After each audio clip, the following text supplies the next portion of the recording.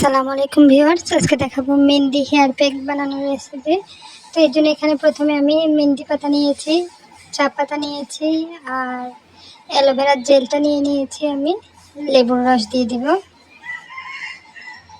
ভালো করে চিপে। এখানে আমি 2 চামচের মতো, চা চামচের মতো লেবুর রস দিয়েছি।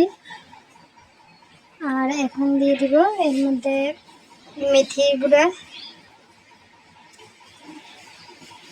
গুঁড়োটা দিয়ে আমি সবগুলো উপকরণ দিয়ে ভালোভাবে তারপরে এগুলোকে ব্লেন্ড করে নিব। ব্লেন্ড করে নিয়ে চুলে লাগাবো।